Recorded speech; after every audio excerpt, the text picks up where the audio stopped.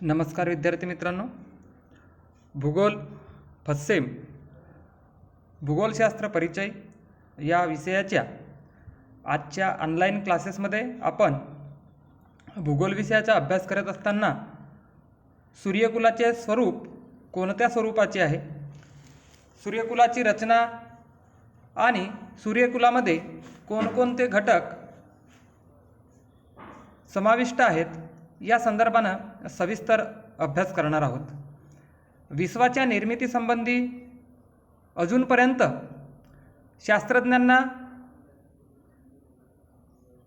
पुरावे मिळाले नसले तरी विश्वाच्या प्रचंड विस्तार लक्षात घेता या विश्वाचे रचनेविषयी अचूक असे निदान करणे अजूनपर्यंत शास्त्रज्ञांना शक्य झाले नाही आणि आजही विश्वाच्या निर्मितीसंबंधी अनेक भाकीत केले जातात। खगोलशास्त्रात झालेल्या आधुनिक तंत्रज्ञानाच्या आणि माहितीच्या आधारे तारकामंडळापासून येणाऱ्या प्रकाश किरणाद्वारे असे लक्षात आले की विस्तारित जाणाऱ्या या विश्वाच्या पोकळीमध्ये अनेक तारामंडले आणि अनेक सूर्यकुल असल्याचे स्पष्ट झाले आहे। या आपल्या सूर्यकुलामध्ये एकूण 9 ग्रहांचा समावेश आहे। या 9 ग्रहांच्या एकत्रित समूहाला आपण सूर्यकुल असे म्हणतो, ज्यालाच आपण ग्रहमाला, सूर्यमाला याही नावाने ओळखतो। शास्त्रज्ञाच्या मते विश्वाच्या विस्तारत जाणाऱ्या या अनगणित पोकळीमध्ये अनगणित सूर्य आणि सूर्यकुल ही अपाट विश्वाच्या पसाऱ्यात एक छोटीशी आकास्त रचना मानली जाते। आपल्या या सूर्यमालेमध्ये सूर्यापासून बुध, शुक्र, पृथ्वी, मंगळ, गुरु, शनी, प्रजापती, वरुण आणि कुबेर असे 9 ग्रहांची जी माला तयार झालेली आहे त्यांनाच आपण ग्रहमाला असं म्हणतो। यापैकी पृथ्वी, मंगळ, गुरु, शनी आणि प्रजापती या 5 ग्रहांना आपल्याला उपग्रह असल्याचे दिसते, तर बाकीच्या ग्रहांना उपग्रह नाहीत। सूर्यकुलातील मंगळ आणि गुरु या ग्रहांच्या कक्षेच्या दरम्यान अनेक छोटे असे ग्रह आढळतात, त्यांना लघुग्रह म्हणतात। मंगळ आणि गुरु या ग्रहांच्या कक्षेदरम्यान जवळपास 3000 पेक्षाही जास्त लघुग्रहांची संख्या असावी असा शास्त्रज्ञांचा अंदाज आहे। सूर्यमालेतील सर्व ग्रह परप्रकाशित आहेत, फक्त सूर्य स्वयंप्रकाशित आहे। परप्रकाशित ग्रह सूर्यापासून मिळणाऱ्या उष्णतेमुळे रात्री चमकताना दिसतात, मात्र काही ग्रहांची जागा आकाशात नेहमीच बदलताना दिसते। रात्रीच्या वेळेला बुध, मंगळ, गुरु, शनी आणि शुक्र हे ग्रह डोळ्यांना स्पष्ट दिसू शकतात। अशा चमकणाऱ्या ग्रहांना आपण चांदण्या असेही म्हणतो। 15व्या शतकापर्यंत या विश्वासंबंधित टालेमी यांनी पृथ्वी केंद्री सिद्धांत मांडला होता। पृथ्वी केंद्रभागात असून बाकीचे ग्रह अथवा सूर्य हे पृथ्वी सभोवताल फिरतात अशी त्यांची धारणा होती। त्यानंतर कोपर्निकस या पोलंड खगोलशास्त्रज्ञाने आपला सूर्यकेंद्री सिद्धांत मांडला आणि टालेमीच्या सिद्धांताला खीळ बसली। विश्वाच्या केंद्रस्थानी सूर्य असून पृथ्वी व इतर सर्व ग्रह उपग्रह हे सूर्याभोवती फिरतात। गॅलिलिओ या इटालियन खगोलशास्त्रज्ञाने वरील मताचा पाठिंबा देत ग्रह आणि त्याच्या गतीचे नियंत्रण करणारी प्रेरणा किंवा शक्ती म्हणजे गुरुत्वाकर्षण शक्ती होय, हे न्यूटन या शास्त्रज्ञाने सिद्ध केले आणि सूर्यकुलातील पृथ्वी आणि ग्रहांची स्थिती तसेच सुरक्षितता, गुरुत्वाकर्षण, स्थिती सातत्य यांच्यावर अवलंबून असते हे सिद्ध झाले।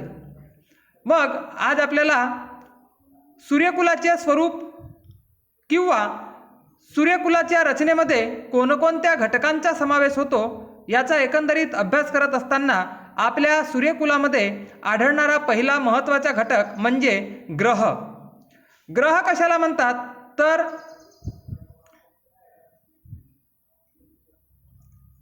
अथांग अशा पोकळीत विस्तृत आकाराच्या स्वतःभोवती अथवा सूर्याभोवती फिरणाऱ्या परप्रकाशित अपारदर्शक गोलांना आपण ग्रह असं म्हणतो. ग्रह हे कमी जास्त लुकलुकताना दिसत नाही, कारण ते स्वयंप्रकाशित नसतात. ते परप्रकाशित असल्याने आणि अपारदर्शक असल्याने त्यांच्यापासून ऊर्जा अथवा उष्णता प्रसारित होत नाही. स्वतःच्या आसाभोवती आणि सूर्याभोवती ठराविक मार्गाने त्या फिरत असतात. त्यांच्या दीर्घ वर्तुळाकृती कक्षांना मार्गाला आपण कक्षा असे म्हणतो.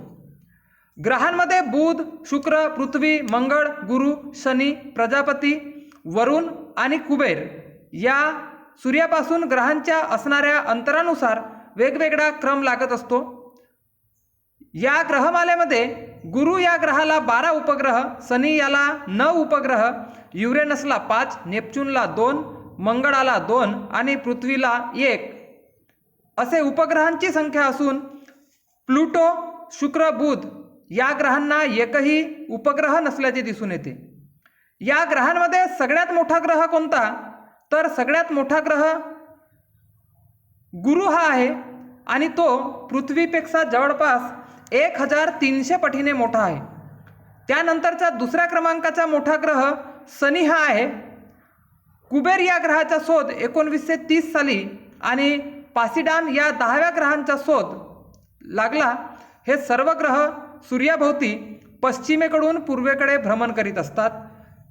आकाशातील परप्रकाशित अपारदर्शक स्वतःभोवती फिरता फिरता सूर्याभोवती फिरणाऱ्या परप्रकाशित अपारदर्शक गोलांना आपण ग्रह असं म्हणतो. नंतर तारे कशाला म्हणतात तर सूर्यसुद्धा हा एक तारा आहे. न चमकणारे अथवा परप्रकाशित जे असतात त्यांना आपण ग्रह म्हणतो, परंतु जे स्वयंप्रकाशित असतात त्यांना तारे असं म्हटलं जाते. सूर्य हा स्वयंप्रकाशित असून त्याचा उल्लेख आपण तारा म्हणूनही करू शकतो. पृथ्वीपासून ग्रहाच्या मानाने ते खूप दूर अंतरावर असतात, त्यामुळे ते फिरते असले तरी स्थिर भासतात. पृथ्वीच्या मधील अवाढव्य ग्रह तारे आणि पृथ्वी यांच्यामधील अंतरामुळे त्यांचे भ्रमण पृथ्वीवरील मानवाच्या लक्षात येत नाही. ताऱ्यांनाही गती असते, ते सुद्धा भ्रमण करीत असतात. त्यांची गती आपणास जाणवत नसली तरी ते भ्रमण करतात, हे मात्र सिद्ध आहे. ताऱ्यामधील आणि पृथ्वीमधील अंतर फार असल्यामुळे पृथ्वीवरील माणसाला ताऱ्यांची गती हजारो वर्ष प्रत्ययास येत नाही. म्हणून ताऱ्यांना आपण अचल असं समजतो, परंतु स्वतः चमकणारे तारे अचल नसून ते फिरणारे असतात. त्यानंतरचा आहे सूर्य. सूर्यमालेतील केंद्रस्थानी असलेला अतिशय तेजोमय गोला म्हणजेच सूर्य असून तो आकाशातील एक तारा आहे. सूर्य हा प्रकाश आणि उष्णतेचा अत्यंत प्रचंड असा स्रोत समजला जातो. सूर्यमालेतील सगळ्यात मोठा ग्रह गुरु आहे आणि त्याच्याही 10 पट सूर्याचा व्यास असल्याचा आढळते. सूर्याचा व्यास सरासरी 14 लाख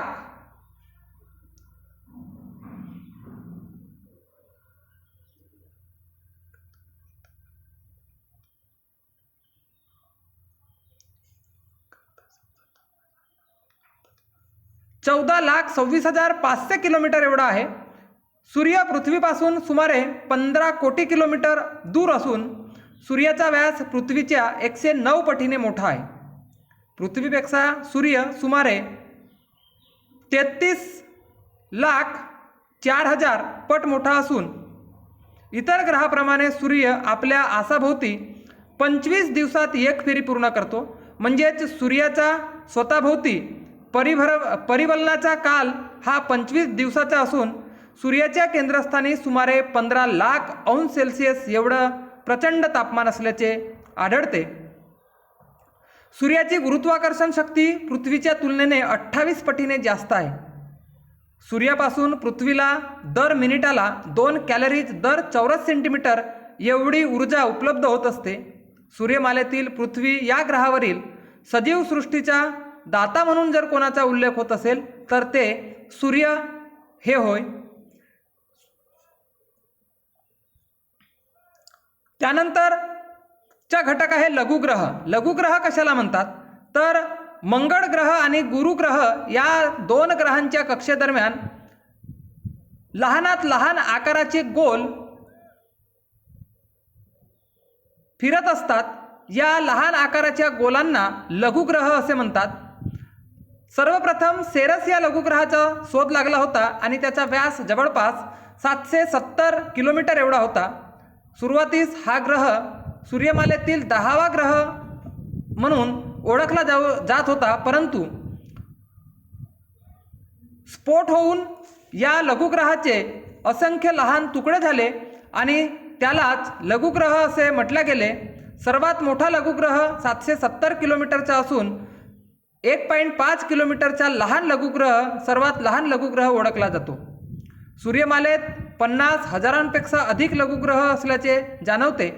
लघुग्रहाचे क्षेत्र मंगळ व गुरु ग्रहाच्या कक्षेच्या दरम्यान असून या कक्षेच्या बाहेरील लघुग्रहाचे अस्तित्व आढळलेले सुद्धा दिसून येते. सर्व लघुग्रहाचे आकार गोल न आढळता काही लघुग्रहांचा आकार वेगवेगळ्या स्वरूपाचा सुद्धा दिसून येतो. त्यानंतर आहे उपग्रह. उपग्रह कशाला म्हणतात? ज्याप्रमाणे पृथ्वी सूर्याभोवती फिरते त्याचप्रमाणे चंद्र पृथ्वीभोवती फिरतो. आपण चंद्राला पृथ्वीचा उपग्रह समजतो. मोठ्या ग्रहांभोवती फिरणाऱ्या लहान ग्रहास उपग्रह असं संबोधतात. बुध आणि शुक्र हे ग्रह सोडल्यास बहुतेक ग्रहांना उपग्रह आहेत. मंगळाला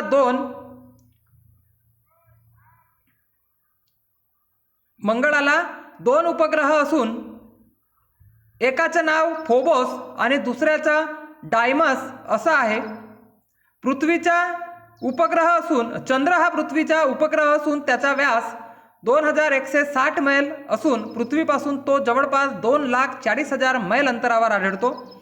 पृथ्वीभोवती एक प्रदक्षिणा पूर्ण करण्यासाठी चंद्राला 27.5 दिवस लागतात. गुरु या ग्रहाला 12 उपग्रह आढळतात. त्याबरोबरच सूर्यकुलातील बहुतेक उपग्रह पश्चिमेकडून पूर्वेकडे फिरतात. फक्त गुरु या ग्रहाचे 3 उपग्रह पूर्वेकडून पश्चिमेकडे फिरतात. शनी या ग्रहाला एकूण 9 उपग्रह आहेत. युरेनसला 5, नेपच्यूनला 2. शनीच्या सभोवती एकाच्या आत एक अशी 3 वलये आहेत आणि ही वलये तेथील धुळीचे कण आणि खडकांपासून तयार झालेले आहेत. त्यानंतर आहे उल्का. उल्कालाच आपण असनी असंही म्हणतो. कित्येक वेळा आकाशातून तारे तुटून पडताना जडताना दिसतात, तर कधीकधी अशा तुटून पडणाऱ्या ताऱ्यांचे जणू वृष्टीच होत असल्याचे दिसते. 27/11/1885 रोजी अशा तुटलेल्या ताऱ्यांची वृष्टी होऊन सुमारे 1.25 लाख तारे तुटून पडले असावे असे दिसते. आणि कोणत्या दिवशी आकाशात एका भागाकडे लक्षपूर्वक पाहिले असता दर तासाला सुमारे 6-7 तरी तारे निखडून पडल्याचे दिसतात. अशा तुटून पडणाऱ्या ताऱ्यांनाच आपण उल्का अथवा असनी असे म्हणतो. उल्का हे साधारणपणे लहान लहान आकाराचे दगड किंवा धातूचे तुकडे असतात, जे गुरुत्वाकर्षण शक्तीने पृथ्वीकडे येत असताना हवेच्या संपर्कात येतात आणि हवेच्या संपर्कात आल्यामुळे घर्षणाने जडतात. आणि मोठ्या आकाराचे जर उल्का असतील तर त्या जडत पृथ्वीपर्यंत पोहोचतात. त्याचबरोबर लहान आकाराचे असतील तर ते हवेतच जडून नष्ट होतात. असेच उल्का बुलढाणा जिल्ह्यामध्ये अशीच उल्का पडून लोणार सरोवराची निर्मिती झाल्याचे स्पष्ट झालेले आहे. त्यानंतर आहेत धूमकेतू. 16व्या शतकापर्यंत धूमकेतू हे वातावरणातील अद्भुत चमत्कार असावे असेच समजल्या जात होते, परंतु इसवी सन 1577 मधले दिसलेल्या दुर्बिणीच्या सहाय्याने निरीक्षण करून मायकल मिस्टलिन यांनी खूप दूरवरच्या विस्तृत परिभ्रमण कक्षा असलेल्या ज्योती आहेत असे मत प्रदर्शित केले. काही धूमकेतू डोळ्यांनी दिसतात तर काही दुर्बिणीच्या सहाय्याने पाहता येते. धूमकेतू तेजोमेघाच्या द्रव्यापासून तयार झालेले असतात, जे सूर्याकडे येतात तेव्हा त्याच्या दृष्टीस पडतात आणि त्यांच्या भोवती धुरासारखी लहानशी अशी शेपूट अथवा शेंडी पताकेप्रमाणे एक पुच्छ शेपटी असते. काही धूमकेतूला एकापेक्षा अनेक शेपट्या आढळतात. धूमकेतूचे आकारही वेगवेगळे असल्याचे दिसून येते. धूमकेतू आपली कक्षा आणि मार्ग वारंवार बदलत असतात. धूमकेतू सूर्याभोवती फिरताना त्याचे डोके सूर्याकडे आणि पिसारा म्हणजेच शेपूट सूर्याच्या विरुद्ध दिशेस असते. धूमकेतूचे आकार अनियमित असतात. जेव्हा सूर्याजवळ येतात तेव्हा त्याचे अग्रभाग लहान होतात व पुच्छभाग विशाल होत जातात, परंतु जेव्हा सूर्यापासून दूर जातात तेव्हा त्याचे अग्रभाग मोठे होतात आणि पुच्छभाग लहान होत जातात आणि प्रकाशही मंदावत असतो. हॅलेचा धूमकेतू सूर्यापासून दूर गेल्यानंतर 40 पट मोठा झाला होता. सूर्याभोवती नियमित कालात प्रदक्षिणा करणारे बरेच धूमकेतू आपल्या अवकाशात आढळतात. हॅलेच्या धूमकेतूचा सूर्य प्रदक्षिणा काल 76 वर्षाचा असून एनकेच्या धूमकेतूचा 3.3 वर्ष आहे. प्राचीन काळी सूर्य, ग्रह, तारे यांच्या पोटातून जी उष्णता बाहेर फेकली गेली त्यांचेच धूमकेतू तयार झाले असावे असेही शास्त्रज्ञ म्हणतात. 1976 साली दिसलेला धूमकेतू परत